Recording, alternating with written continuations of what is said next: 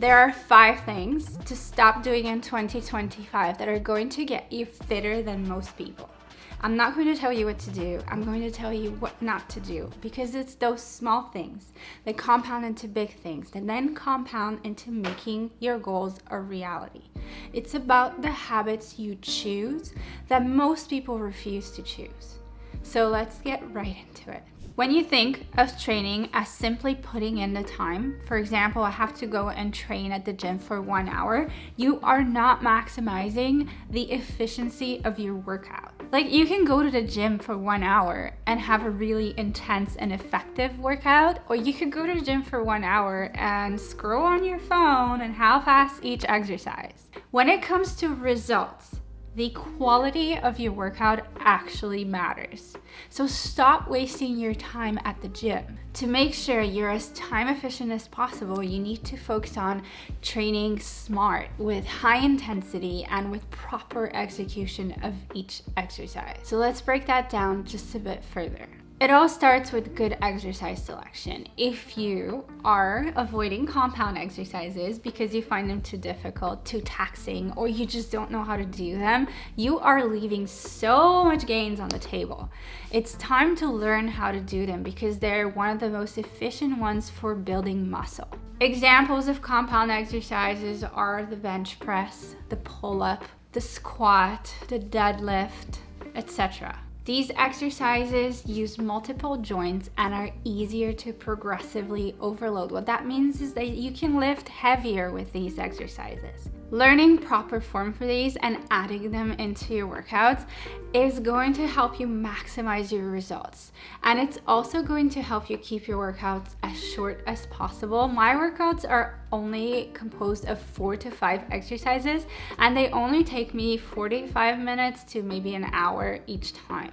The next thing is to reduce downtime at the gym. So what that means is minimal setup time, minimal rest, and minimal distractions. And I know that sounds harsh, but you really need to be in the right mindset to train hard. To save time, it might be a good idea to use machines and dumbbells because they require minimal setup. Trust me, the hardest part about doing a barbell hip thrust is loading and unloading the bar. You will likely also save some time when it comes to warm-up, and these are usually a little bit safer when it comes to preventing injury. Another thing I like to do is time my rest periods. I usually set a timer for 2 minutes when it comes to compound exercises and 1 minute when it comes to isolation exercises, but that can vary depending on how intense your sets were.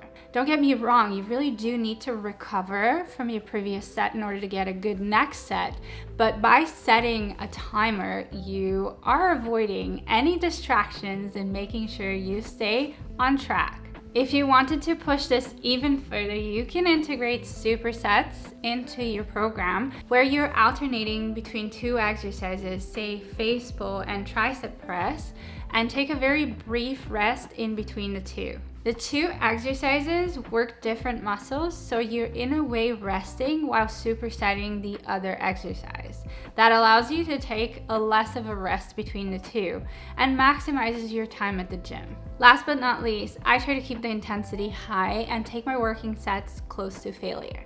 I always aim to push myself and work hard, but I never want to compromise form to just get another rep. I use the app Strong to track my workouts. That way the next time I step foot into the gym, I know exactly the numbers I'm aiming to beat.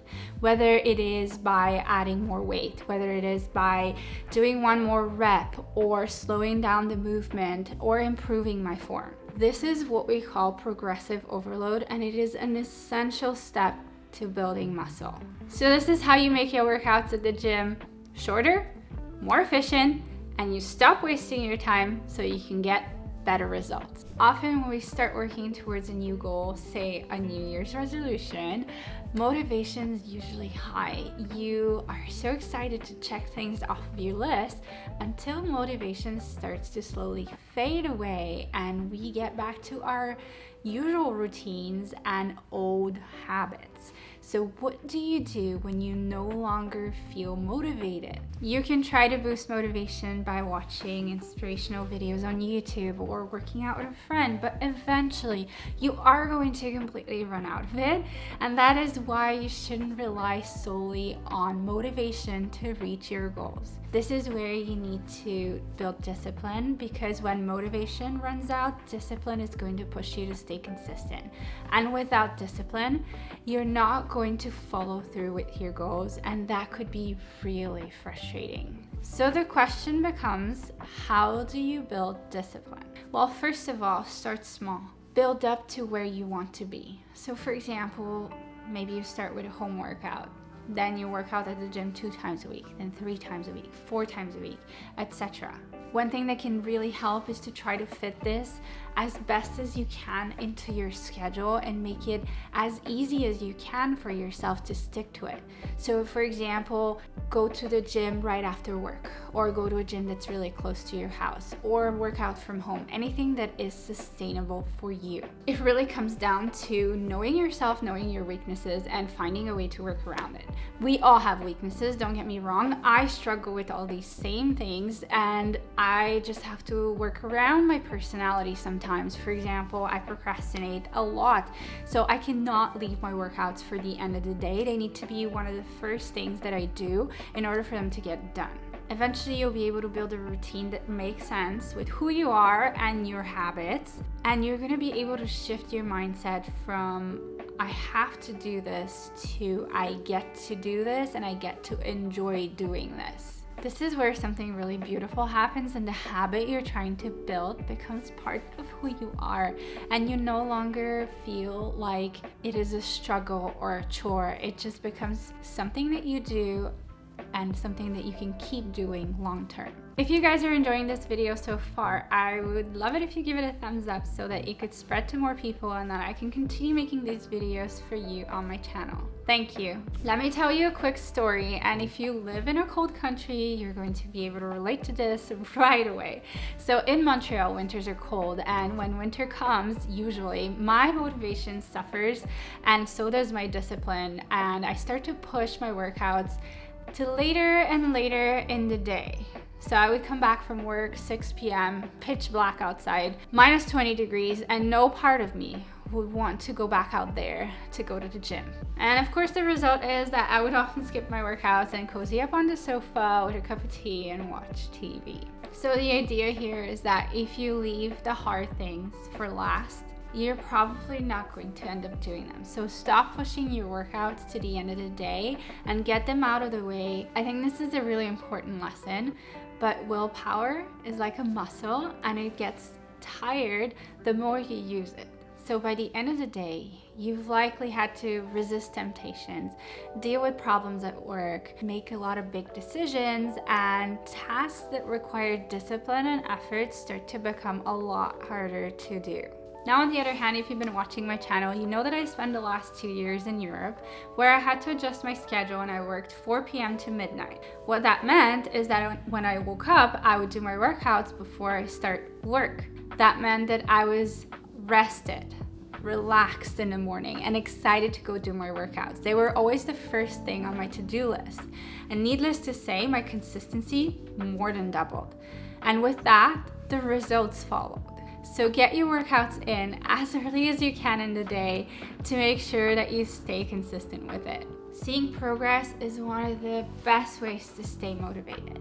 But what if you set unrealistic expectations and unachievable goals? That's gonna leave you feel like you're constantly failing and not making any progress. And eventually you're going to want to give up. But honestly, sometimes it's really hard to see this and realize that you are setting unrealistic goals. So how do you make sure that your goals are realistic? Personally, I try to break my goals into smaller steps to try and understand how I can get there. So for example, if I wanted to get tone, what is it going to take?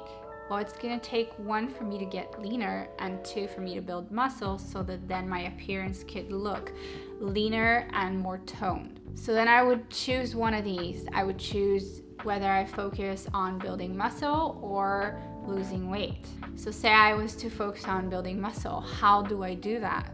So I need to eat more protein, I need to get in a consistent workout routine, and I need to prioritize recovery.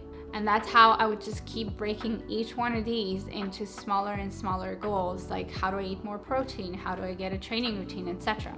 Then once I can no longer break them into smaller goals, I would try to set a very sustainable first goal for each of the categories. Say for eating protein, I wouldn't even set a goal. I would just try and track my protein intake for a week and see where I stand so that I can have a baseline. Then maybe I decide, okay, I'm getting on average 70 grams of protein. Well, I want to bump that up to 80 grams. So for the next week or two, that will be my goal. Once I get there, I can push bit by bit further, and that way build up on each goal little by little. Basically focusing on small, sustainable improvements over time. What if I told you that progress is actually made during recovery more so than while you're actually working out? Isn't that crazy? If you are working out too often, not getting enough sleep, constantly feeling sore, you're actually doing more damage than good, and you're actually limiting your progress.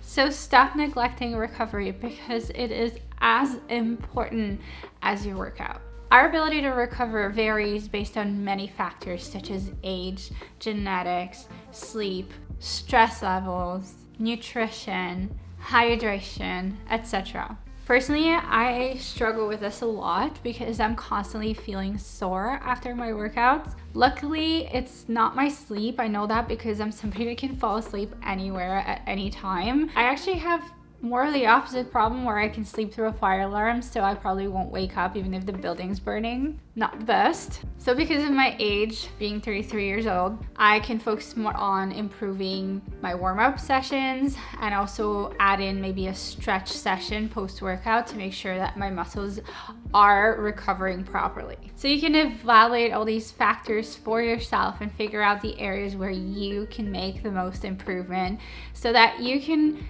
have a better recovery and get better results. Another thing I struggle with is staying hydrated, and recently I did a 7-day challenge where I drink a gallon of water per day to see if that can improve my recovery. If you're curious to see the results, you can watch that video next.